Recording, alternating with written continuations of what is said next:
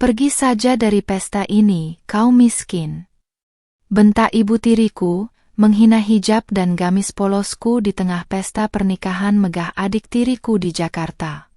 Dia tidak tahu bahwa suamikulah konglomerat misterius yang mendanai seluruh acara mewah ini, dan hanya dengan satu pesan singkat, tangis keangkuhannya berubah menjadi histeria saat semua vendor mendadak membatalkan dekorasi, catering, hingga gedung. Asal mana nih yang nonton? Coba tulis di komentar ya. Jangan lupa subscribe Cerita Dulu. Kebisingan ballroom hotel bintang 5 di pusat Jakarta ini seolah meredam detak jantungku yang kian bertalu tak keruan.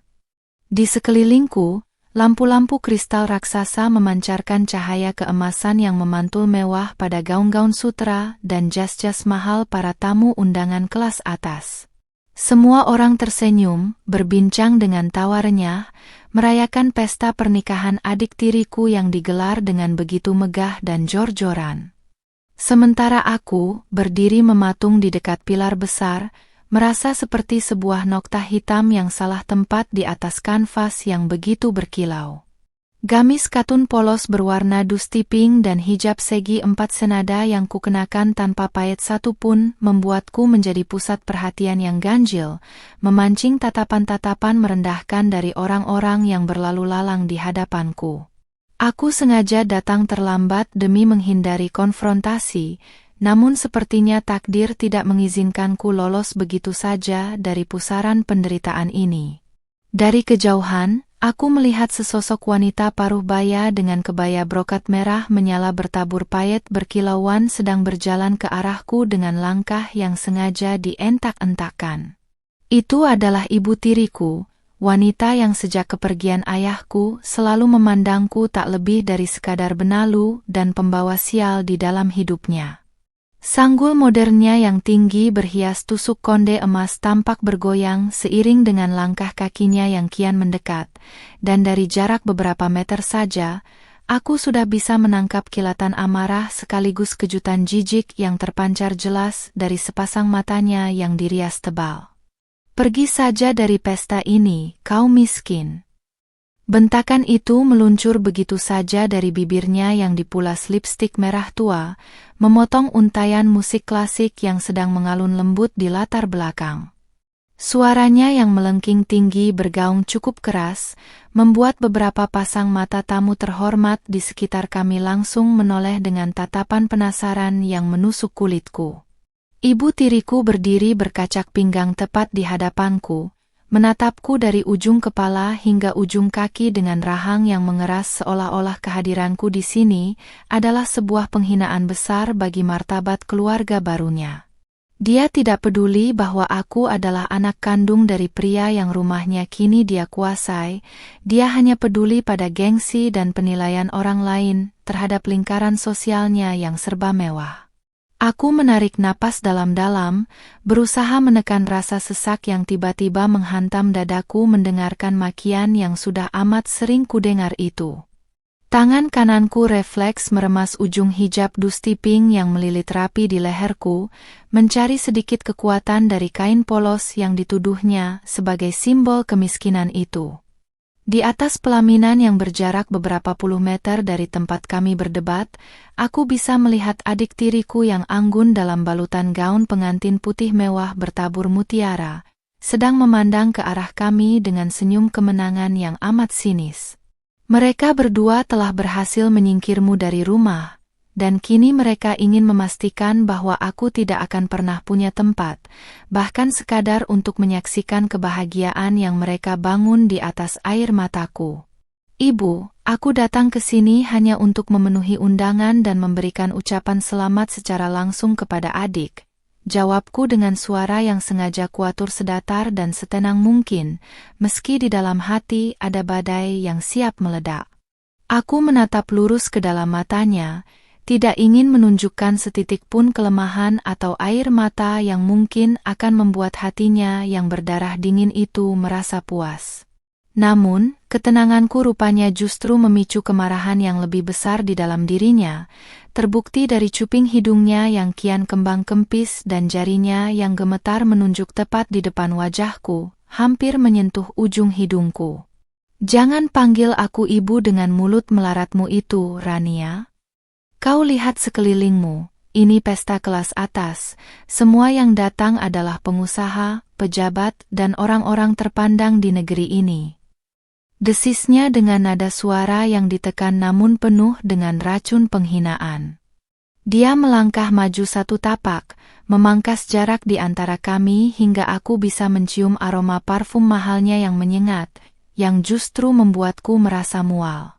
Dia menunjuk gamis polosku dengan pandangan yang begitu meremehkan, seolah-olah kain yang melekat di tubuhku ini terbuat dari karung goni yang kotor dan penuh kuman yang bisa mencemari kebersihan hotel mewah ini. Dia kembali melanjutkan makiannya, tanpa memberikan aku kesempatan untuk membela diri sedikit pun di depan orang-orang yang mulai berbisik-bisik. Baju murah tanpa merek seperti ini sama sekali tidak pantas menginjakkan kaki di atas karpet ballroom ini. Kau hanya membuat kami malu jika ada relasi bisnis suamiku, atau besarku yang tahu kalau kau adalah bagian dari masa lalu kami.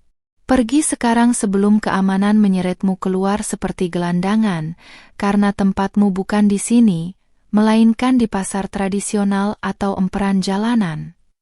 Setiap kata yang keluar dari mulutnya terasa seperti sembilu yang menyayat hatiku, namun aku tetap mengepalkan tangan di balik lipatan gamis, menolak untuk tunduk pada keangkuhannya. Ibu tiriku sama sekali tidak pernah tahu, bahkan dalam mimpi terliarnya sekalipun, tentang kenyataan yang sesungguhnya terjadi di balik tirai kemewahan yang sedang dia banggakan malam ini. Dia tidak pernah tahu bahwa suamiku, pria yang selama ini mereka cap sebagai buruh biasa karena penampilannya yang selalu sederhana saat menjemputku, adalah sang pemilik utama dari jaringan bisnis raksasa yang mendanai seluruh pesta ini. Dialah konglomerat misterius yang menandatangani cek miliaran rupiah agar adik tiriku bisa mendapatkan gedung ini, dekorasi bunga-bunga segar impor ini, hingga catering dari koki ternama internasional yang sedang dinikmati para tamu. Semua kemewahan yang diagung-agungkan wanita tua ini sebenarnya berdiri di atas kemurahan hati pria yang selalu mereka hinakan. Aku memundurkan langkahku perlahan, bukan karena aku takut atau merasa kalah oleh gertakannya yang membabi buta, melainkan karena aku tahu waktu mereka sudah hampir habis. Aku merosokkan tangan ke dalam tas tangan kecilku yang sederhana, menyentuh permukaan dingin ponsel pintarku yang sedari tadi sengaja kusenyapkan agar tidak mengganggu jalannya acara. Dengan gerakan yang sangat tenang dan tanpa mengalihkan pandangan mata dari wajah angku ibu tiriku, aku membuka aplikasi pesan singkat dan mengetikkan beberapa patah kata yang sudah kupersiapkan sejak awal untuk suamiku yang sedang memantau situasi dari tempat tersembunyi. Mereka sudah keterlaluan, Mas. Batalkan semuanya sekarang juga tanpa sisa, tulisku dalam pesan yang langsung kukirimkan detik itu juga. Setelah memastikan pesan singkat itu terkirim dengan tanda centang biru yang langsung terbaca, aku menatap ibu tiriku untuk yang terakhir kalinya pada malam ini dengan sebuah senyuman tipis yang penuh teka-teki. Senyuman yang membuat raut wajah angkuhnya sempat berubah menjadi sedikit bingung dan ragu selama beberapa saat sebelum dia kembali memasang wajah bengisnya.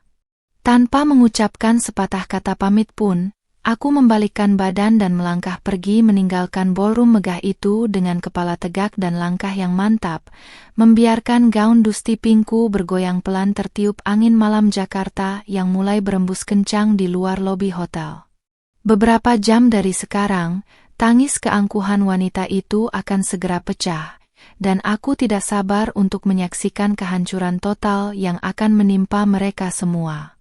Langkah kakiku terasa begitu ringan saat melewati pintu kaca lobi hotel yang megah, meninggalkan hawa pendingin ruangan yang sedari tadi terasa mencekik leherku. Di luar, udara malam Jakarta yang hangat langsung menyergap, membawa aroma aspal dan kebebasan yang sangat kurindukan setelah beberapa menit berada di dalam sarang penyamun itu. Aku berjalan menuju area penjemputan dengan kepala tegak, sama sekali tidak merasa runtuh oleh badai makian yang baru saja dilemparkan oleh ibu tiriku di hadapan para tamu terhormat. Di balik keheningan malam ini, aku tahu sebuah roda takdir yang sangat besar sedang bergerak dengan kecepatan penuh, siap melindas kesombongan orang-orang yang telah lama menindas hidupku tanpa belas kasihan.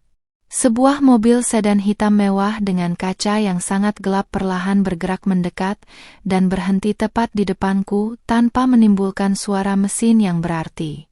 Pintu belakang terbuka secara otomatis, dan aku segera masuk ke dalam kabin mobil yang beraroma kayu cendana yang menenangkan, tempat di mana suamiku sudah menunggu dengan setelan jas hitamnya yang sangat rapi. Pria yang selama ini dianggap remeh oleh keluarga tiriku itu langsung menggenggam jemariku dengan sangat erat, menyalurkan kehangatan yang seketika meruntuhkan sisa-sisa rasa sesak di dadaku. Tatapan matanya yang tajam dan dingin kini melunak saat menatapku, memancarkan rasa bersalah sekaligus amarah yang tertahan karena dia tahu persis apa yang baru saja kualami di dalam ballroom sana. "Kamu tidak apa-apa, Rania? Maafkan aku karena harus membiarkanmu masuk ke sana sendirian dan menerima hinaan dari wanita itu," bisik suamiku dengan nada suara yang berat namun penuh dengan kelembutan yang menyejukkan hati. Aku hanya menggelengkan kepala pelan sambil menyunggingkan senyum tulus, meyakinkannya bahwa luka di hatiku tidak akan bertahan lama, karena aku tahu keadilan akan segera ditegakkan malam ini juga. Tangan kiriku yang bebas bergerak mengusap lengannya yang kokoh, memberi tanda bahwa ini adalah saat yang tepat untuk memulai rencana yang sudah kami susun dengan sangat matang sejak berhari-hari yang lalu. Suamiku mengangguk pelan, lalu mengambil ponsel pintarnya yang tergeletak di atas kursi kulit di sampingnya dengan gerakan yang sangat tenang namun syarat akan otoritas yang mutlak. Dia menekan satu tombol cepat untuk menghubungi asisten pribadinya, pria kepercayaan yang memegang kendali atas seluruh aliran dana dan kerjasama vendor untuk pesta pernikahan adik tiriku malam ini. "Laksanakan sekarang, batalkan semua kontrak tanpa terkecuali, dan pastikan tidak ada satupun fasilitas hotel yang tersisa untuk mereka dalam waktu 1 jam ke depan," perintah suamiku dengan suara dingin yang tak menerima bantahan sedikit pun sebelum langsung mematikan sambungan telepon. Sementara itu, di dalam ballroom yang masih dipenuhi gemerlap lampu kristal, ibu tiriku kembali ke area pelaminan dengan senyum kemenangan yang mengembang sempurna di wajahnya yang berlapis makeup tebal. Dia berjalan dengan gaya angkuh yang dibuat-buat, merasa sangat puas setelah berhasil mengusirku yang dianggapnya sebagai noda hitam yang merusak estetika pesta mewah putrinya. Di atas panggung, adik tiriku sedang asyik berfoto dengan para sosialita ibu kota, tertawa renyah sambil sesekali memamerkan cincin berlian imitasi yang dia kira dibeli dari hasil keringat calon suaminya sendiri, tanpa tahu bahwa semua itu hanyalah fasilitas pinjaman dari perusahaan suamiku.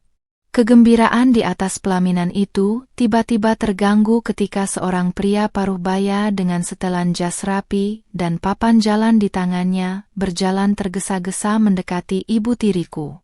Pria itu adalah manajer utama vendor dekorasi, sosok yang bertanggung jawab penuh atas ribuan tangkai bunga mawar impor yang menghiasi setiap sudut ruangan pesta malam ini. Wajah sang manajer tampak pucat pasi dan dipenuhi keringat dingin, sangat kontras dengan suasana ceria yang sedang berlangsung di sekeliling mereka, membuat senyum di bibir ibu tiriku perlahan memudar digantikan oleh rasa heran yang mendalam. "Mohon maaf yang sebesar-besarnya, Ibu Gita, saya baru saja menerima instruksi langsung dari pusat bahwa seluruh kontrak dekorasi untuk acara ini harus dibatalkan detik ini juga," ucap manajer itu dengan suara yang bergetar namun terdengar sangat tegas. Ibu tiriku tertegun selama beberapa detik, mengedipkan matanya berkali-kali seolah-olah dia baru saja mendengar lelucon paling konyol di sepanjang hidupnya yang penuh dengan kepalsuan ini. Dia tertawa remeh, mengibaskan tangannya ke udara dan menganggap manajer tersebut hanya sedang membuat kesalahan fatal karena kurang minum atau salah membaca data kontrak kerja sama mereka. "Jangan bercanda kamu. Kami sudah membayar lunas seluruh biaya dekorasi ini melalui pihak promotor, jadi jangan berani-berani membuat lelucon tidak lucu di hari bahagia putriku. Bentak ibu tiriku dengan nada suara yang mulai meninggi, memancing perhatian beberapa tamu yang berdiri di dekat area pelaminan. Namun, manajer dekorasi itu tidak bergeming sedikit pun. Dia justru memberikan sebuah dokumen digital di layar tabletnya yang menunjukkan status pembatalan sepihak dari pihak penyedia dana utama yang membiayai seluruh rangkaian acara tersebut sejak awal. Di atas panggung pelaminan, adik tiriku yang menyadari ada sesuatu yang tidak beres langsung menghentikan sesi fotonya dan berjalan mendekat dengan gaun pengantinnya yang menjuntai panjang di atas karpet merah. "Ada apa ini, Ibu? Kenapa orang ini berisik sekali di depan pelaminanku?" tanya adik tiriku dengan nada manja yang bercampur dengan rasa kesal karena momen indahnya terganggu. Belum sempat ibu tiriku memberikan jawaban, ponsel di dalam tas mewah milik wanita parubaya itu tiba-tiba berdering dengan sangat keras, menampilkan nama perwakilan dari pihak pengelola gedung hotel bintang 5 ini. Dengan tangan yang mulai sedikit gemetar karena firasat buruk yang tiba-tiba merayapi tengkuknya, ibu tiriku menggeser tombol hijau pada layar ponselnya dan menempelkannya ke telinga dengan sisa-sisa keangkuhan yang dipaksakan. Suara di seberang telepon terdengar sangat dingin dan formal, menyampaikan sebuah pesan singkat yang seketika membuat seluruh darah di tubuh ibu tiriku terasa berhenti mengalir ke otak. "Selamat malam Ibu Gita, kami dari manajemen hotel ingin memberitahukan bahwa seluruh fasilitas ballroom dan catering untuk acara Anda telah resmi dibatalkan karena adanya penarikan dana mendadak dari pihak sponsor utama kami."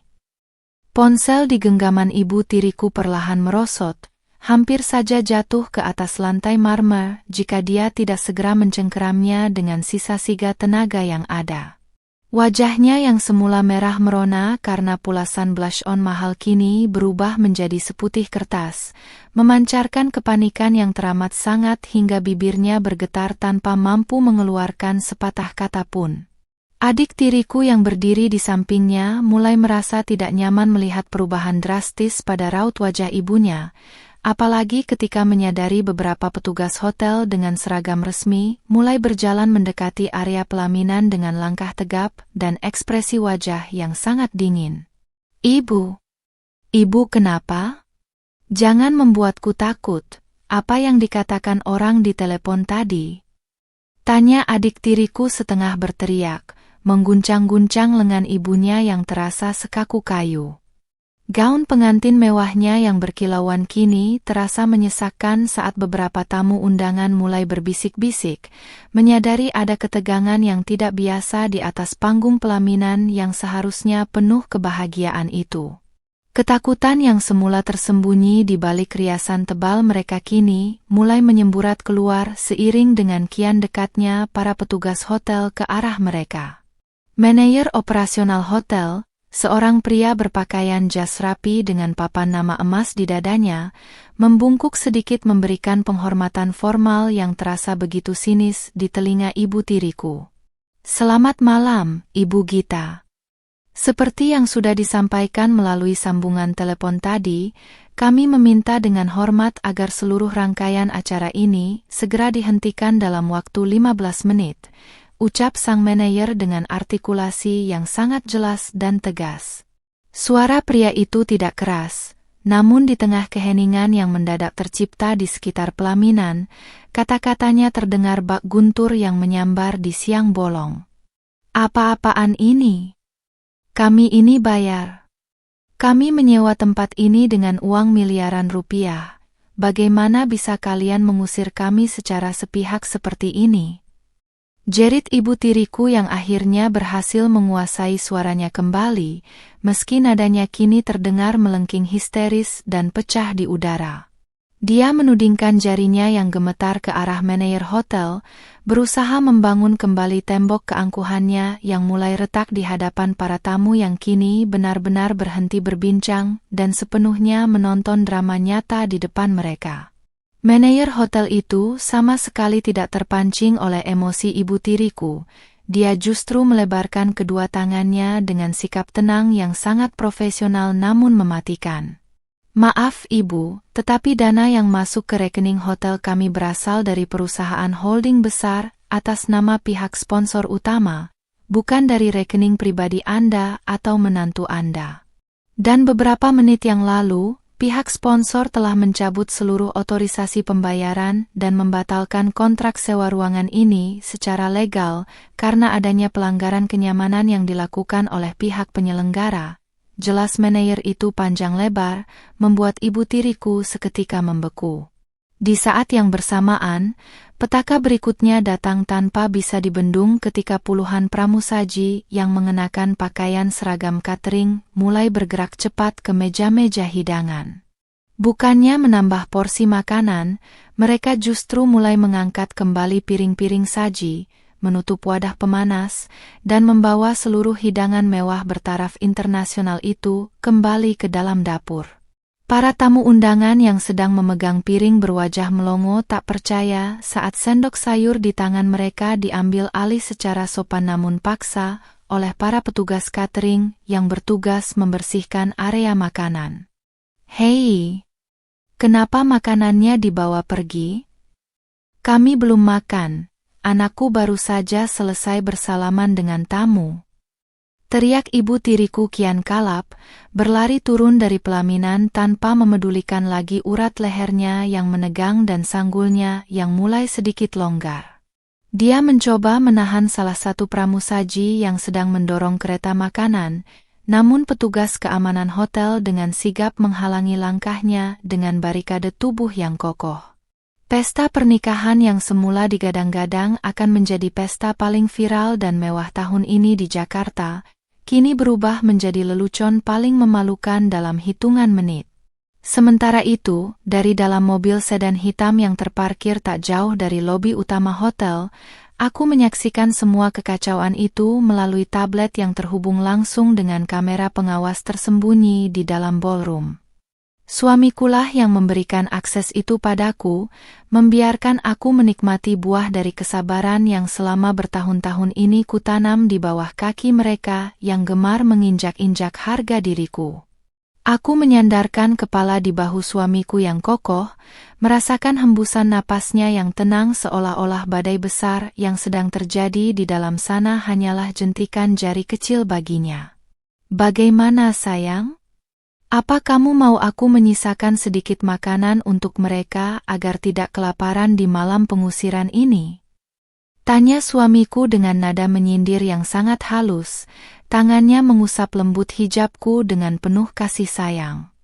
Aku tersenyum tipis, menatap layar tablet yang kini memperlihatkan adik tiriku mulai menangis sesenggukan di atas panggung, sementara para tamu undangan satu persatu mulai berjalan keluar meninggalkan ruangan dengan wajah penuh gunjingan. Tidak perlu, Mas. Biarkan mereka merasakan bagaimana rasanya diusir dan dipermalukan di depan umum tanpa memiliki apapun, sama seperti yang mereka lakukan padaku dulu, jawabku mantap.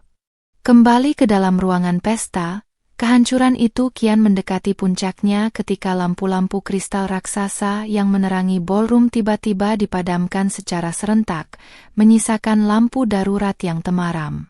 Musik klasik yang sedari tadi mengalun-anggun pun mendadak mati total, digantikan oleh suara bising dari para pekerja dekorasi yang mulai membongkar papan bunga dan mencabuti tanaman hias di sekitar pelaminan. Ibu tiriku berdiri mematung di tengah kegelapan yang sunyi, memandangi istana pasirnya yang runtuh berantakan, sementara sebaris kalimat dingin yang dia ucapkan padaku beberapa jam lalu kini berbalik menusuk jantungnya sendiri dengan berkali-kali lipat lebih menyakitkan. Suasana di dalam ballroom kini benar-benar menyerupai sisa-sisa medan perang yang berantakan dan sunyi dari tawa. Lampu darurat yang temaram berwarna kekuningan membuat bayangan papan dekorasi yang mulai dibongkar tampak berayun ngeri di dinding hotel yang mewah. Ratusan tamu undangan yang semula mengeluh-elukan kemegahan keluarga tiriku, kini berbondong-bondong berjalan cepat menuju pintu keluar sambil menutup mulut, berbisik-bisik penuh gunjingan yang amat menusuk telinga. Tidak ada satupun dari rekan bisnis atau sosialita papan atas yang sudi tinggal lebih lama untuk memberikan simpati atas tragedi memalukan yang sedang menimpa penyelenggara pesta malam ini.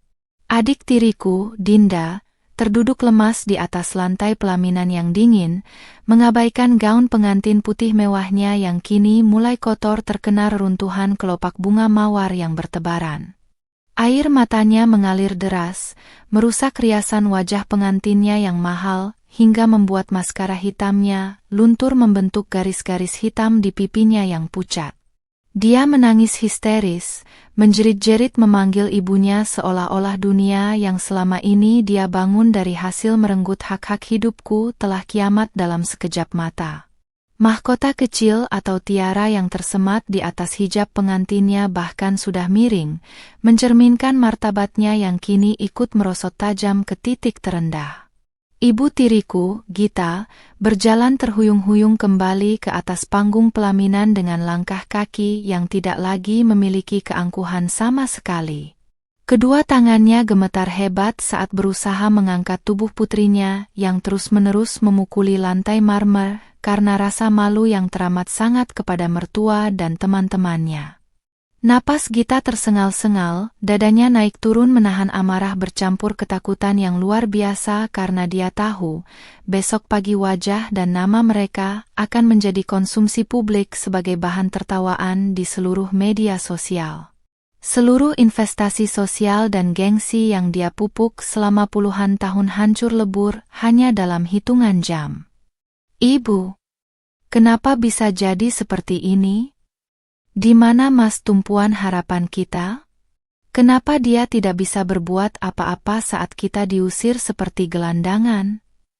Raung Dinda di sela-sela tangisnya yang kian melengking memenuhi ruangan yang mulai kosong. Suami Dinda, seorang pria muda yang selama ini dibanggakan sebagai pengusaha sukses oleh Gita, hanya bisa berdiri mematung di sudut panggung dengan wajah merah, padam menahan malu sembari terus menelepon entah siapa. Kenyataannya, pria itu pun baru menyadari bahwa seluruh modal usaha dan proyek yang selama ini dia jalankan sebenarnya disokong oleh perusahaan milik suamikulah yang kini mencabut seluruh dukungannya. Gita tidak menjawab pertanyaan putrinya karena fokus matanya tiba-tiba tertuju pada layar ponselnya sendiri yang bergetar tanpa henti menampilkan ratusan notifikasi masuk. Beberapa vendor yang belum sempat dia temui secara langsung ternyata telah mengirimkan pesan pembatalan massal melalui aplikasi pesan singkat, mulai dari vendor dokumentasi, souvenir, hingga sewa mobil pengantin. Di dalam pesan-pesan tersebut, tertulis dengan sangat jelas bahwa seluruh pembayaran yang semula berstatus lunas kini ditarik kembali oleh pihak eksekutor dana pusat dengan alasan pelanggaran klausul kontrak kerjasama. Ini pasti ada yang salah. Ini tidak mungkin terjadi kalau tidak ada orang dalam yang sengaja menyabotase pernikahan anakku.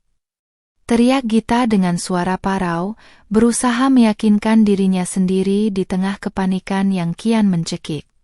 Dia memandangi sekeliling ruangan yang kini dipenuhi oleh para pekerja kasar yang dengan cekatan menurunkan kain-kain beludru penutup dinding dan mengemas peralatan pengeras suara.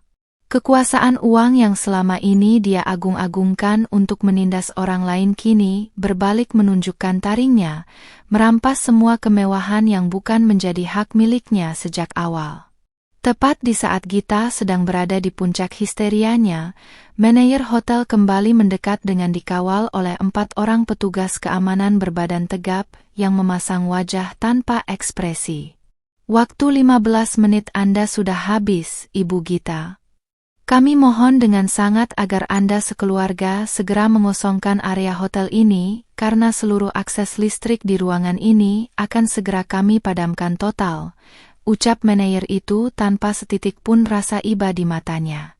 Perlakuan dingin ini persis sama dengan bagaimana Gita memperlakukanku beberapa jam lalu, seolah-olah mereka adalah sampah yang harus segera disingkirkan dari pandangan. Dari kejauhan, di luar gerbang utama hotel, Aku menurunkan sedikit kaca mobil sedan hitam kami, membiarkan angin malam yang sejuk menerpa wajahku yang tenang di balik hijab dusti pink ini. Di sampingku, suamiku, Rehan, masih setia menggenggam tanganku sembari sesekali melihat laporan perkembangan situasi dari asisten pribadinya melalui layar tablet. Wajahnya yang tampan sama sekali tidak menunjukkan keraguan. Baginya, menghancurkan kesombongan keluarga tiri yang telah bertahun-tahun menyiksaku adalah bentuk keadilan paling dasar yang harus dia berikan sebagai seorang suami. Mas, apa menurutmu mereka akan segera sadar siapa yang melakukan semua ini? Tanyaku lembut sembari menatap kilatan lampu darurat hotel yang memantul di kaca spion mobil kami. Rehan menoleh ke arahku, mengulas senyum tipis yang syarat akan ketegasan sebelum menjawab dengan nada suara yang menenangkan hatiku. Orang-orang seperti mereka biasanya terlalu buta oleh keserakahan untuk langsung menyadari kebenaran, Rania.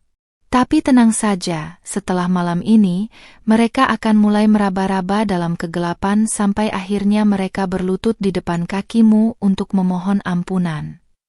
Mobil kami perlahan mulai bergerak membelah jalanan malam Jakarta yang lengang, meninggalkan hotel bintang 5 yang kini menjadi saksi bisu runtuhnya martabat keluarga tiri yang angkuh itu. Di dalam ballroom, Gita akhirnya jatuh terduduk di samping putrinya, menangis tersedu-sedu meratapi nasib buruk yang menimpa mereka di hari yang seharusnya paling membahagiakan. Tangis keangkuhannya kini telah pecah sepenuhnya, meratapi hilangnya semua kemewahan dalam sekejap mata, tepat setelah dia mengusir anak kandung dari pria yang memberi mereka tempat bernaung selama ini.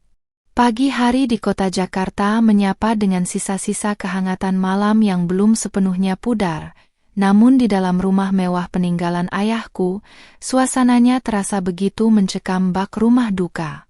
Ibu tiriku, Gita, duduk bersandar di sofa ruang tamu dengan mata yang bengkak dan kantung mata hitam yang menggantung tebal, karena sama sekali tidak bisa memejamkan mata semalaman. Riasan wajahnya yang tebal semalam kini telah dihapus kasar, menyisakan gurat-gurat kepanikan dan stres yang mendalam di wajah tuanya yang mulai berkerut. Di atas meja kaca di hadapannya, belasan surat tagihan ganti rugi dari beberapa vendor yang merasa dirugikan atas kekacauan semalam mulai menumpuk, menambah beban pikiran yang kian menghimpit dadanya. Di sudut ruangan lain, Dinda masih terus meratapi nasibnya sembari memeluk bantal sofa dengan erat, sesekali sesenggukan menyebut nama teman-temannya yang sejak subuh tadi terus mengirimkan pesan bernada sindiran. Akun media sosial miliknya kini dipenuhi oleh komentar-komentar miring dari para netizen yang membagikan video detik-detik pemadaman lampu dan pengusiran mereka dari ballroom hotel mewah itu. Video berdurasi singkat yang merekam momen histeria mereka di atas pelaminan telah menjadi viral di berbagai platform digital, mengubah mimpi Dinda untuk menjadi pusat perhatian yang dikagumi menjadi mimpi buruk yang paling memalukan seumur hidupnya. Ibu, kita harus melakukan sesuatu. Suamiku bilang, pagi ini semua mitra bisnisnya mendadak membatalkan janji temu dan beberapa proyek besar yang sedang dia urus tiba-tiba dialihkan ke perusahaan lain. Seru Dinda dengan suara yang serak dan penuh keputusasaan, melemparkan ponselnya ke atas meja dengan kasar. Gita hanya bisa menghela napas panjang yang terasa sangat berat. Tangannya yang gemetar bergerak memijat pelipisnya yang terasa berdenyut-denyut menyakitkan akibat tekanan yang datang bertubi-tubi tanpa henti sejak malam itu. Ketika mereka berdua sedang tenggelam dalam pusaran rasa frustrasi yang mendalam, pintu depan rumah tiba-tiba diketuk dengan sangat keras dari luar, mengejutkan kedua wanita yang kini tengah dihantui rasa ketakutan yang luar biasa itu. Gita dengan langkah gontai berjalan membuka pintu, berharap yang datang adalah pengacara mereka membawa kabar baik, namun harapannya pupuk seketika saat melihat sesosok pria tegap berjas rapi berdiri di sana. Pria itu tidak lain adalah asisten pribadi suamiku, sosok yang memegang kendali atas penarikan dana massal yang menghancurkan pesta pernikahan Dinda semalam. Selamat pagi, Ibu Gita. Saya datang ke sini sebagai perwakilan resmi dari pihak sponsor utama yang mendanai seluruh keperluan pesta pernikahan putri Anda di hotel semalam, ucap asisten suamiku dengan nada suara yang sangat formal, dingin, dan tanpa ekspresi seolah-olah dia sedang berbicara dengan orang asing di jalanan. Gita terbelalak, sepasang matanya langsung berbinar penuh harap, mengira pria di hadapannya ini datang untuk meminta maaf atas kesalahan teknis yang terjadi pada sistem pembayaran hotel beberapa jam yang lalu. Ah, jadi Anda orangnya? Berani sekali perusahaan Anda mempermalukan keluarga kami di depan ratusan tamu terhormat malam itu. Anda tahu berapa kerugian nama baik yang harus kami tanggung akibat tindakan gegabah kalian? Bentak Gita, mencoba memunculkan kembali sisa-sisa keangkuhannya yang telah remuk demi menutupi rasa takutnya yang mendalam. Dia berkacak pinggang di ambang pintu, menatap pria berjas itu dengan pandangan menuntut yang penuh dengan rasa percaya diri yang keliru. Pria berjas itu sama sekali tidak gentar. Dia justru tersenyum sinis lalu menyodorkan sebuah map dokumen tebal berwarna hitam ke hadapan wajah ibu tiriku yang mulai tampak kebingungan melihat reaksi tenangnya. Kami tidak melakukan kesalahan apapun, Ibu Gita. Penarikan dana dan pembatalan seluruh fasilitas semalam dilakukan atas perintah langsung dari pemilik tertinggi perusahaan holding kami, yang juga merupakan penyokong dana utama kehidupan mewah Anda selama ini. Jelas sang asisten dengan artikulasi yang sangat tertata rapi. Pemilik tertinggi? Siapa dia? Suruh dia datang ke sini dan hadapi aku langsung. Jangan bersembunyi di balik asisten seperti ini. Teriak Gita kian meradang, sementara Dinda yang penasaran mulai ikut berjalan mendekati pintu rumah untuk mendengarkan percakapan tersebut. Mendengar tantangan itu, sang asisten pribadi perlahan membuka lembar pertama dokumen di dalam map hitam tersebut, memperlihatkan sebuah logo perusahaan raksasa yang sangat familiar, lengkap dengan nama sang pemilik utama yang tertulis jelas di bagian bawah halaman. Pemilik tertinggi kami adalah Bapak Rehan, suami sah dari Ibu Rania, anak tiri yang Anda usir dengan makian miskin di tengah ballroom hotel beberapa jam yang lalu, ucap pria berjas itu dengan nada puas yang sengaja ditekankan pada akhir kalimatnya. Mendengar nama suamiku disebutkan, jantung Gita seolah-olah dipukul dengan gada besi yang sangat besar, hingga membuatnya melangkah mundur beberapa tapak dengan tatapan mata yang kosong tak percaya. Wajah Dinda yang berdiri di belakang ibunya pun seketika berubah menjadi pucat pasi, seolah seluruh pasokan oksigen di dalam paru-parunya menguap begitu saja ke udara.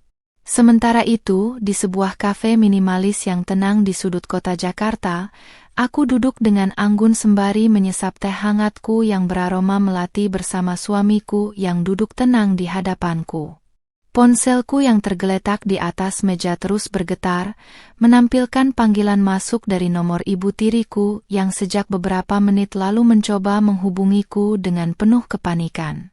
Aku menatap layar ponsel itu dengan senyuman tipis yang penuh kemenangan, lalu dengan perlahan membalikkan layar ponselku ke bawah, menolak untuk mengangkat panggilan dari wanita yang kini tengah meratapi awal dari kehancuran total hidupnya. Ibu tiriku, Gita, menatap ponsel di tangannya yang terus-menerus menampilkan nada sibuk setiap kali dia mencoba menghubungi nomor pribadiku. Kamar tidur utama yang biasanya menjadi tempatnya bersantai kini terasa seperti penjara bawah tanah yang sempit, pengap, dan penuh dengan aura keputusasaan. Kenyataan bahwa pria yang selama ini dia injak-injak harganya diri dan dianggap sebagai buruh melarat ternyata adalah seorang konglomerat, benar-benar meremukkan seluruh logika berpikirnya yang picik. Setiap embusan napas Gita kini terasa berat, dipenuhi rasa penyesalan yang amat terlambat dan ketakutan akan kehilangan segala bentuk kenyamanan yang selama ini dia nikmati dari hasil memeras peninggalan ayahku. Di ruang tengah, Dinda terus menangis terseduh-seduh sambil memeriksa sisa saldo di rekening bank miliknya yang kini tidak sampai beberapa juta rupiah saja.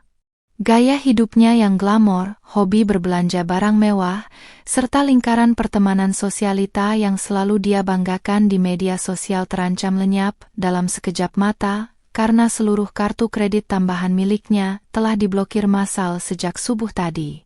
Suami barunya pun hanya bisa duduk menyandarkan kepala di atas meja makan dengan frustrasi, menyadari bahwa seluruh aset dan bisnis properti yang dia rintis sebenarnya berada di bawah payung hukum perusahaan milik suamiku, Rehan. Ibu, bagaimana ini?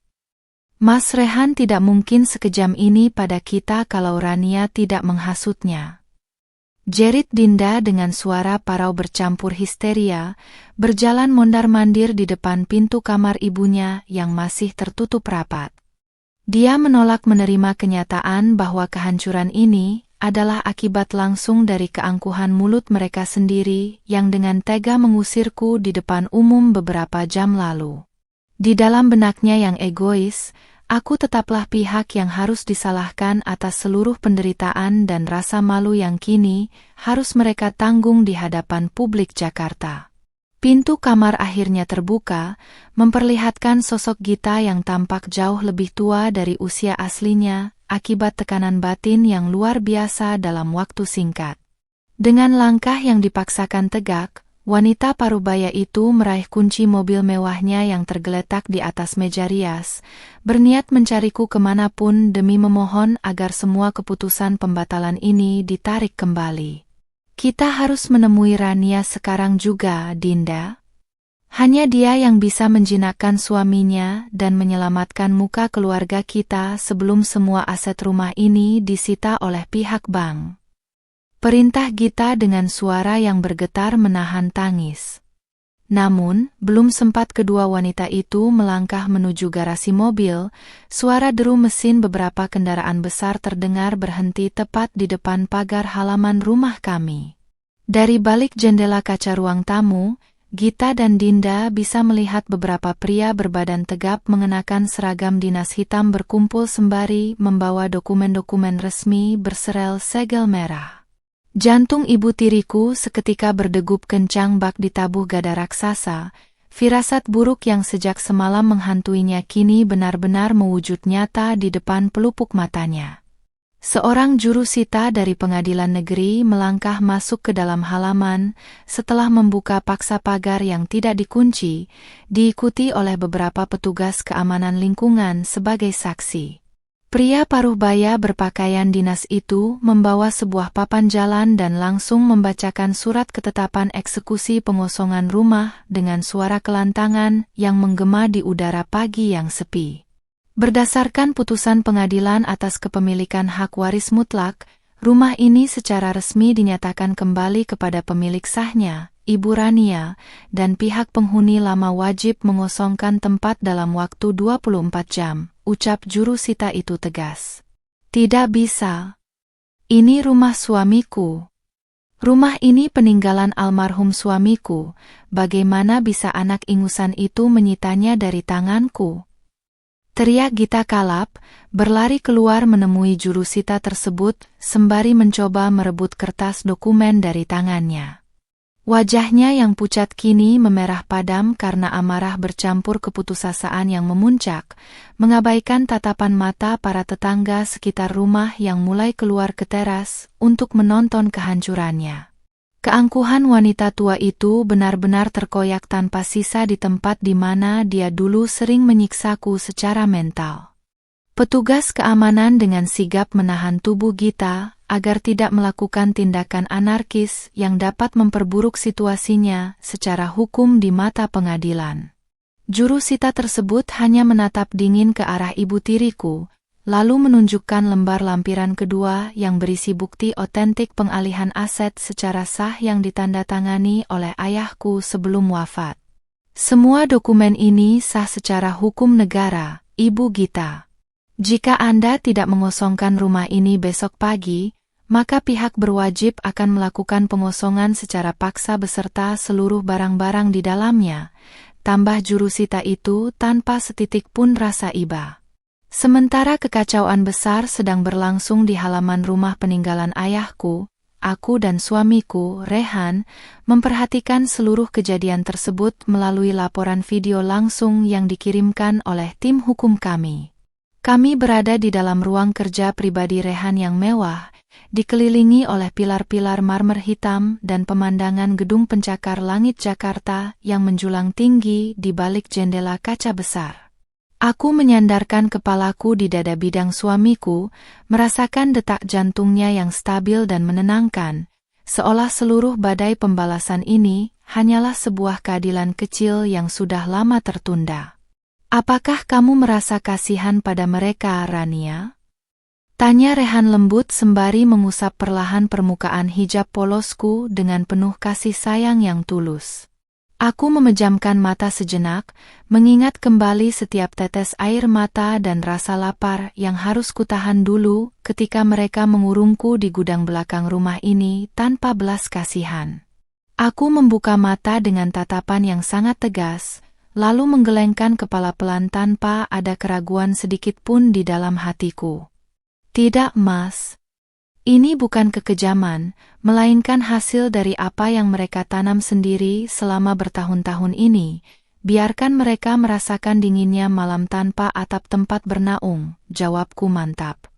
Matahari perlahan bergerak naik ke puncak langit Jakarta, memancarkan hawa panas yang membakar aspal seiring dengan kian memuncaknya keputusasaan di dalam hati keluarga tiriku. Di teras rumah, ibu tiriku, Gita, terduduk lemas di atas anak tangga semen dengan rambut sanggul yang kini benar-benar telah acak-acakan menyerupai benang kusut. Di sekelilingnya, beberapa kardus besar dan tas-tas plastik berisi pakaian serta barang-barang pribadi mulai menumpuk, dikeluarkan satu persatu oleh para pekerja kasar yang disewa untuk membantu proses pengosongan. Tidak ada lagi sisa-sisa kemewahan dari wanita paruh baya yang semalam bertindak bak ratu di ballroom hotel mewah itu. Kini dia tak lebih dari seorang wanita tua yang kehilangan arah. Dinda berdiri di samping ibunya sambil terus memandangi mobil sedan mewah miliknya yang kini tengah dinaikkan ke atas truk derek oleh pihak perusahaan pembiayaan karena menunggak cicilan. Tangisnya sudah lama mereda, digantikan oleh tatapan mata yang kosong dan sembab, memandangi semua simbol status sosialnya runtuh dan disita satu demi satu di hadapan publik. Beberapa tetangga kompleks yang dulu sering dia pameri barang-barang bermerek kini berdiri berkerumun di seberang jalan, berbisik-bisik sembari sesekali mengarahkan kamera ponsel mereka untuk merekam momen kejatuhan keluarga yang terkenal sombong itu. Ibu, kemana kita akan pergi malam ini? Semua hotel menolak kartu kredit kita, dan tidak ada satupun teman-temanku yang mengangkat telepon sejak video semalam viral, bisik Dinda dengan nada suara yang bergetar penuh ketakutan. Suaminya sendiri sudah pergi sejak 2 jam lalu menggunakan taksi daring, memilih melarikan diri dari kejaran tanggung jawab dan utang vendor pernikahan yang kini seluruhnya dialihkan atas nama keluarga Gita. Mereka baru sadar bahwa di dunia yang fana ini, saat kekayaan dan kekuasaan lenyap, maka lingkaran pertemanan yang dibangun di atas kepalsuan pun akan ikut menguap tanpa sisa. Ketika mereka berdua sedang meratapi nasib di antara tumpukan kardus, sebuah mobil sedan hitam mewah yang sangat familiar perlahan bergerak memasuki kompleks dan berhenti tepat di depan pagar rumah. Pintu belakang terbuka, dan aku melangkah keluar dengan anggun dalam balutan gamis polos berwarna hijau zamrud dan hijab syari senada yang berkibar pelan tertiup angin siang. Di belakangku, suamiku, Rehan, ikut turun dengan setelan jas hitamnya yang berwibawa, melangkah tegap di sampingku seolah siap melindungiku dari mara bahaya apapun yang mungkin tersisa dari 2 wanita di hadapan kami. Melihat kehadiranku, Gita seketika bangkit dari duduknya dengan sisa-sisa tenaga yang dia miliki, lalu berlari terhuyung-huyung mendekati pagar rumah yang kini sudah dijaga ketat oleh petugas keamanan kami. Tanpa memedulikan lagi harga dirinya yang setinggi langit dulu, wanita parubaya itu langsung menjatuhkan lututnya ke atas tanah kering, berlutut di balik jeruji besi pagar sembari menangis terseduh-seduh di hadapanku. Kedua tangannya yang dulu sering bermain kasar dan menampik uluran tanganku kini menjangkau ke depan, berusaha menyentuh ujung gamis hijau zamrud yang kukenakan dengan tatapan memohon yang amat mendalam. Rania, tolong maafkan Ibu, Rania. Ibu hilaf.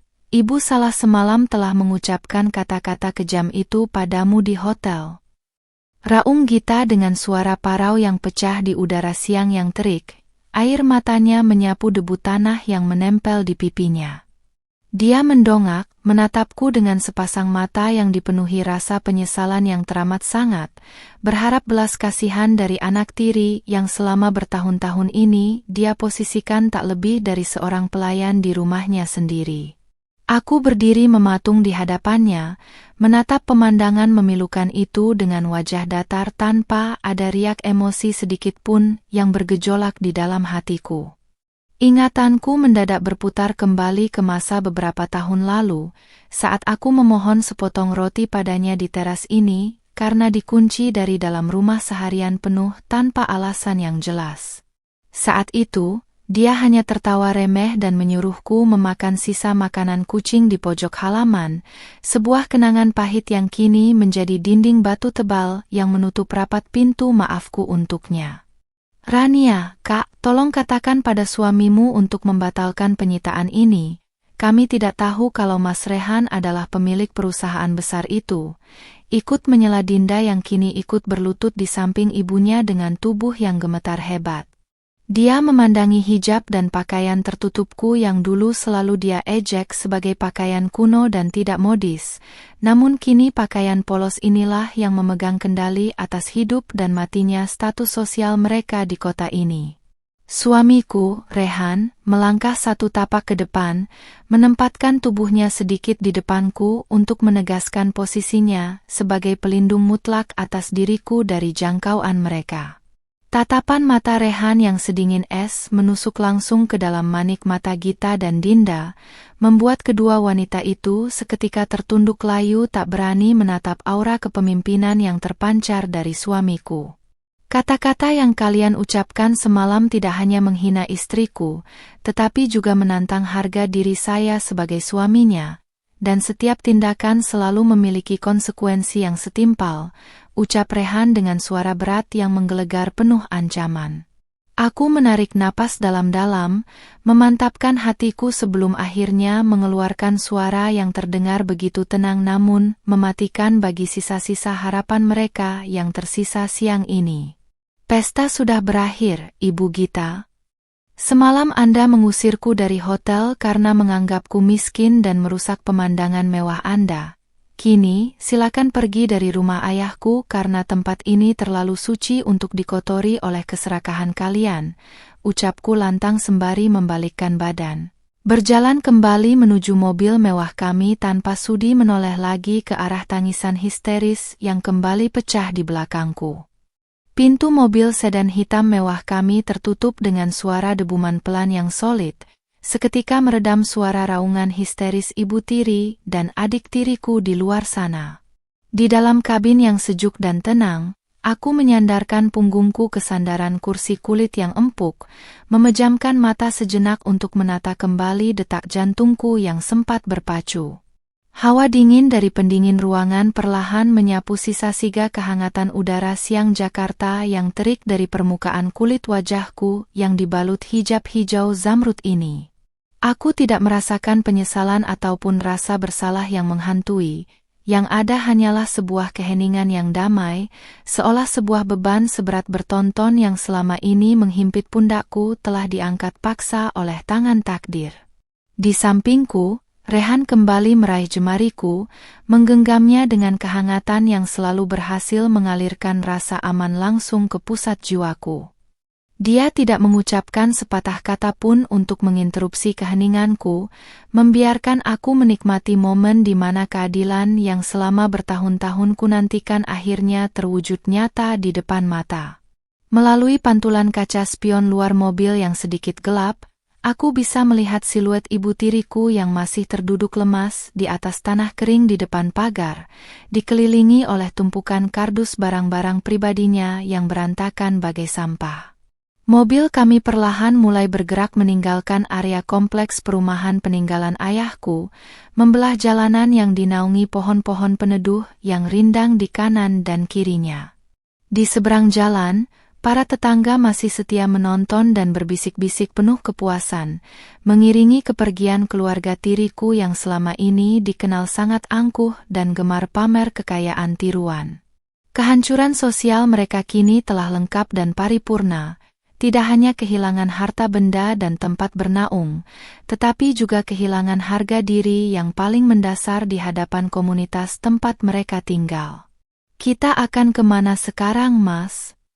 tanyaku lembut setelah mobil kami berhasil keluar dari gerbang utama kompleks perumahan dan membaur dengan kepadatan arus lalu lintas kota Jakarta.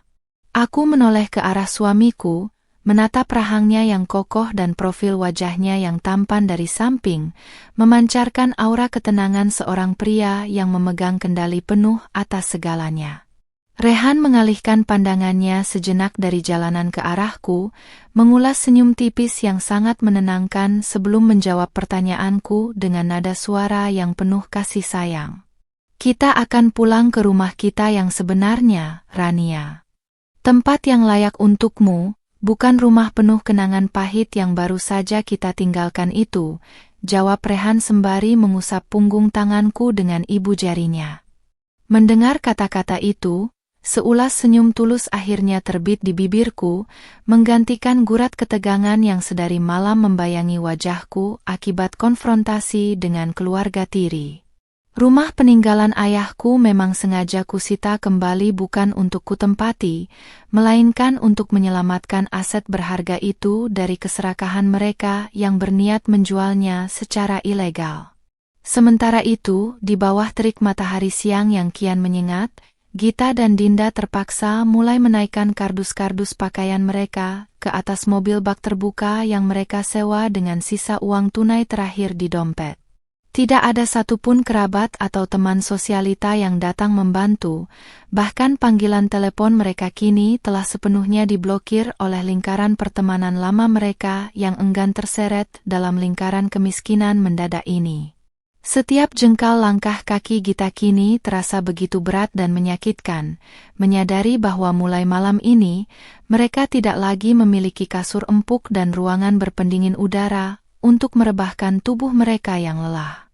Dinda terus menggerutu sembari menghapus peluh yang mengalir di dahinya, merusak sisa-sisa bedak mahal yang masih menempel tipis di kulit wajahnya yang kini tampak kusam.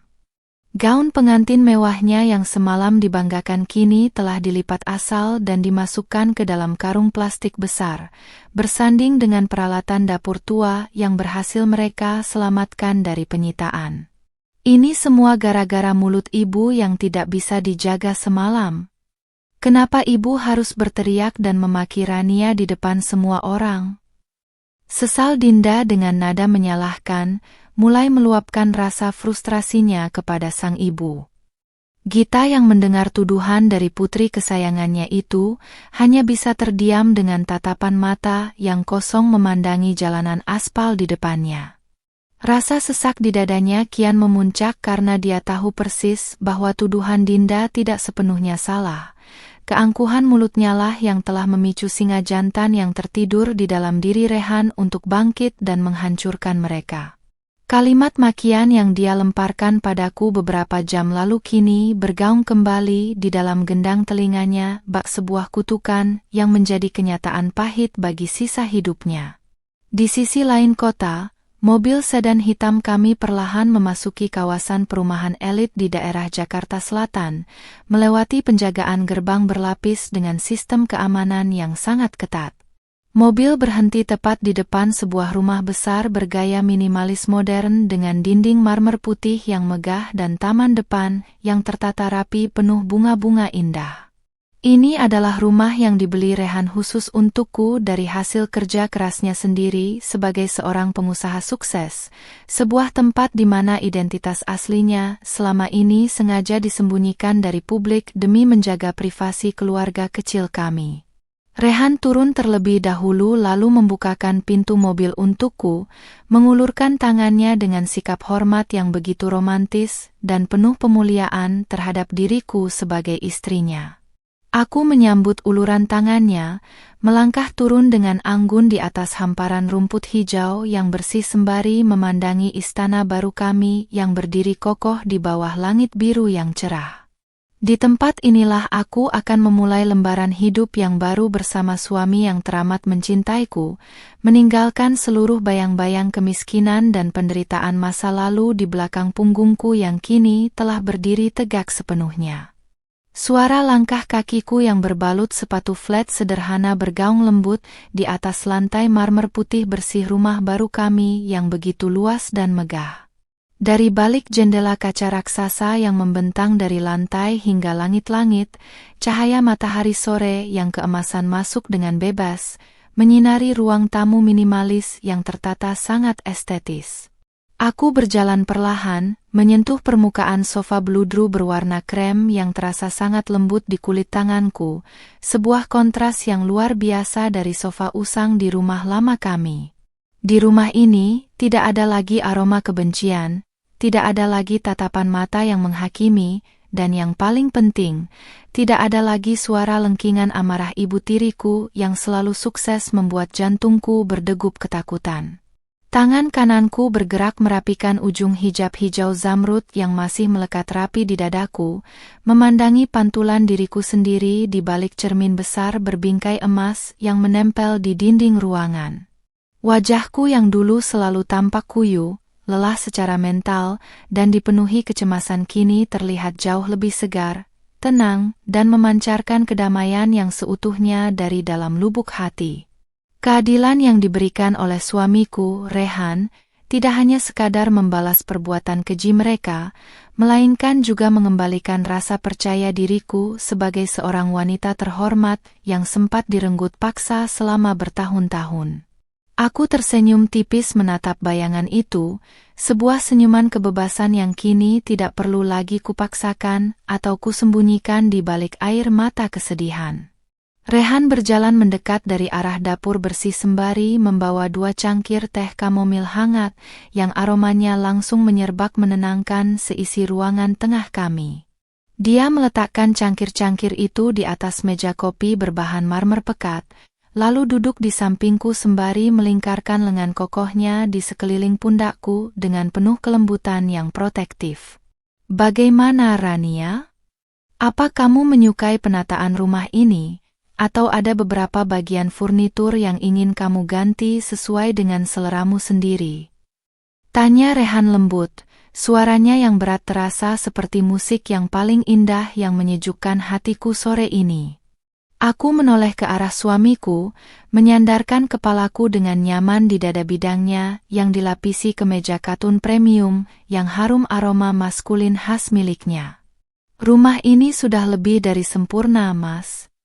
Aku bahkan merasa tidak pantas menerima semua kemewahan yang kamu berikan ini setelah apa yang mereka katakan tentang status sosialku semalam," jawabku jujur, menyelipkan sedikit sisa rasa tidak percaya atas perubahan nasibku yang begitu drastis dalam waktu kurang dari 24 jam saja.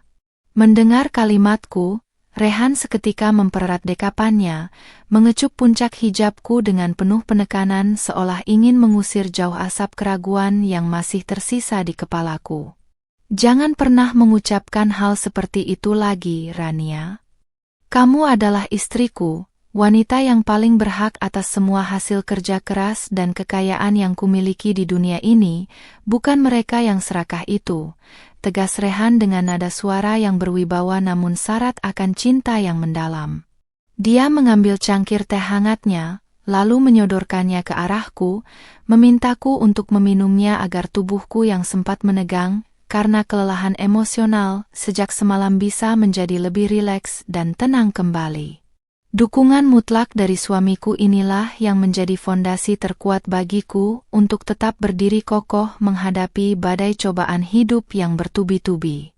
Sementara kami sedang menikmati momen kedamaian sore yang romantis di dalam rumah elit Jakarta Selatan, asisten pribadi Rehan tiba-tiba mengirimkan sebuah pesan video laporan terbaru mengenai kondisi terkini keluarga tiriku. Layar ponsel Rehan yang menyala di atas meja memperlihatkan rekaman video amatir dari salah satu anak buah kami yang masih memantau pergerakan Gita dan Dinda di lapangan luar sana. Dalam video berdurasi beberapa menit tersebut, tampak ibu tiri dan adik tiriku sedang kebingungan berdiri di pinggir jalan raya pinggiran kota Jakarta yang mulai diguyur hujan gerimis tipis.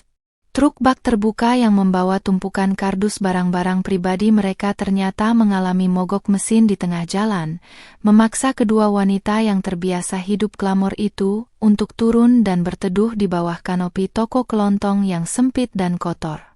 Pakaian kebaya mewah yang dikenakan Gita semalam kini tampak sangat dekil, basah terkena cipratan air hujan dari kendaraan yang berlalu lalang, dan riasan wajahnya telah luntur sepenuhnya, menyisakan wajah tua yang tampak sangat merana.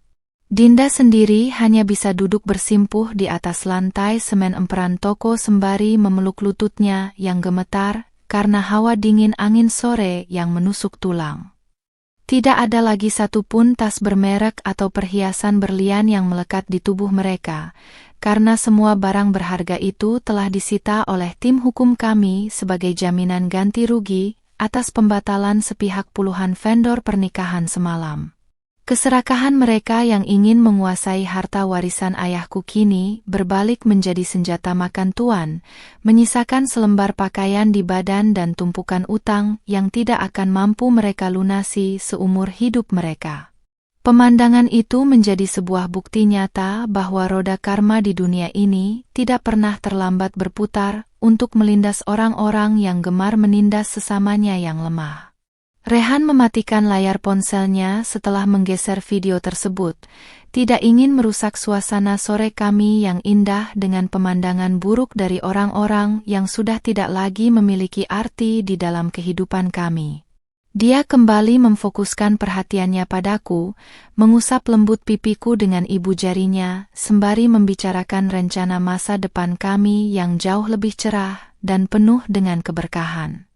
Besok, tim hukum kita akan menyelesaikan pengalihan seluruh hak asuh dan pengelolaan yayasan peninggalan almarhum ayahmu ke atas namamu secara resmi, Rania, tambah Rehan dengan senyuman tulus. Aku mengangguk pelan penuh rasa syukur, merasakan kelegaan yang teramat sangat menyelimuti seluruh rongga dadaku mendengarkan kabar baik tentang kelanjutan amanah dari ayah kandungku itu. Malam pun perlahan mulai turun menyelimuti kota Jakarta, membawa keheningan yang syahdu di dalam rumah baru kami yang dipenuhi oleh pancaran cahaya lampu temaram yang hangat dan damai. Di balik hijab polos dan kesederhanaanku, aku kini telah memenangkan pertempuran panjang melawan keangkuhan keluarga tiri, siap melangkah ke depan sebagai seorang istri konglomerat yang sesungguhnya tanpa perlu lagi menoleh ke belakang. Waktu terus bergulir membelah malam yang kian larut di langit Jakarta, membawa keheningan yang begitu damai di dalam kamar utama rumah baru kami. Aku duduk di tepi ranjang berukuran besar, memandangi pantulan diriku di cermin meja rias sembari perlahan melepas jarum pentul yang menyemat hijab hijau zamrudku sejak siang tadi. Helai demi helai kain polos itu kutata dengan rapi, seolah-olah sedang melipat semua memori kelam masa lalu yang kini telah resmi berakhir tanpa sisa. Di atas meja rias, selembar sertifikat resmi dari Pengadilan Negeri tentang kepemilikan mutlak Yayasan Pendidikan Peninggalan Ayahku tergeletak dengan anggun, menjadi bukti akhir bahwa kebenaran selalu menemukan jalannya sendiri untuk pulang. Rehan melangkah masuk ke dalam kamar setelah menyelesaikan beberapa pekerjaan kantornya di ruang kerja. Penampilannya kini jauh lebih santai dengan kaos katun hitam dan celana panjang rumahan.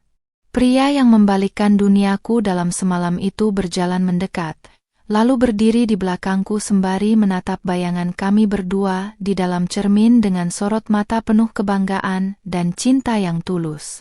Tangan kokohnya bergerak lembut mengusap puncak kepala dan rambutku yang kini terurai bebas dari balik hijab, sebuah sentuhan penuh pemuliaan yang selalu berhasil membuat hatiku bergetar karena rasa syukur yang teramat mendalam memiliki suami sepertinya. Semua urusan hukum dengan keluarga tirimu sudah selesai malam ini, Rania. Mereka tidak akan pernah bisa mengusik hidupmu atau menyentuh aset peninggalan ayahmu lagi seumur hidup mereka, bisik Rehan dengan nada suara yang berat namun penuh dengan kelembutan yang menenangkan jiwaku. Aku mendongak sedikit, menatap sepasang mata tajamnya yang kini melunak sepenuhnya khusus untukku, lalu mengangguk pelan sembari menggenggam jemarinya yang berada di pundakku. Rasa sesak, takut, dan cemas yang selama bertahun-tahun ini menjadi teman setiaku di dalam rumah lama kini telah menguap sepenuhnya, digantikan oleh rasa aman yang mutlak di dalam dekapannya. Melalui laporan akhir dari tim hukum kami yang masuk beberapa menit lalu, aku mengetahui bahwa ibu tiri dan adik tiriku akhirnya terpaksa menempati sebuah rumah kontrakan kecil di pinggiran kota yang sangat kumuh. Rumah petak berdinding triplek dengan atap seng yang bocor kini menjadi istana baru bagi Gita dan Dinda, tempat di mana mereka harus belajar menghemat setiap rupiah demi bisa membeli sesuap nasi setiap harinya. Lingkaran sosialita yang dulu mendewakan mereka kini telah berbalik menjadi penonton yang paling kejam, menjadikan video histeria pengusiran mereka semalam sebagai bahan tertawaan dan lelucon yang abadi di jagat maya. Terima kasih, Mas. Terima kasih karena sudah menjadi pelindungku dan mengembalikan kehormatan almarhum ayah yang sempat mereka injak-injak dengan keserakahan mereka. Ucapku tulus dengan suara yang sedikit serak menahan haru yang membuncah di dalam dada. Rehan tersenyum tipis, lalu membalikkan tubuhku agar menghadap ke arahnya secara penuh sebelum akhirnya mengecup keningku dengan sangat lama dan penuh penekanan seolah-olah sedang menyalurkan seluruh jiwanya padaku.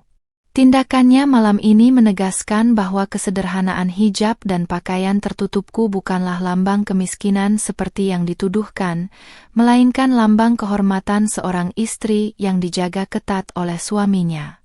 Keesokan paginya, aku memulai aktivitas baruku sebagai pimpinan tertinggi Yayasan Pendidikan Peninggalan Ayahku dengan penuh rasa percaya diri yang membumbung tinggi. Aku melangkah masuk ke dalam gedung yayasan dengan mengenakan gamis premium modern berwarna abu-abu mutiara dan hijab voal polos senada yang berkibar anggun tertiup angin pagi kota Jakarta yang segar. Ratusan staf dan guru menyambut kehadiranku dengan senyuman hangat dan rasa hormat yang tulus, sangat kontras dengan tatapan menghina yang kuterima di ballroom hotel mewah 2 hari yang lalu dari orang-orang angkuh itu. Di tempat ini, aku berkomitmen untuk menggunakan seluruh kekayaan dan fasilitas yang dimiliki suamiku untuk membantu anak-anak yatim dan kaum duafa agar mereka bisa mendapatkan pendidikan yang layak secara gratis. Aku ingin memastikan bahwa tidak ada lagi anak-anak miskin yang harus menerima makian dan hinaan seperti yang pernah kualami dulu di bawah kaki orang-orang yang merasa berkuasa karena uang. Kekuatan dan kekayaan sejati kini berada di tanganku, bukan untuk digunakan menindas sesama manusia, melainkan untuk merangkul dan mengangkat derajat mereka yang tertinggal di bawah garis kemiskinan.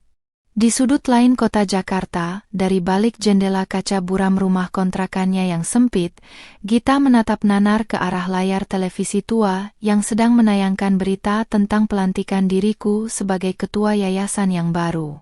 Air mata penyesalan mengalir deras membasahi pipinya yang kini tampak kempot dan kusam tanpa sentuhan bedak mahal seharga jutaan rupiah lagi seperti dulu.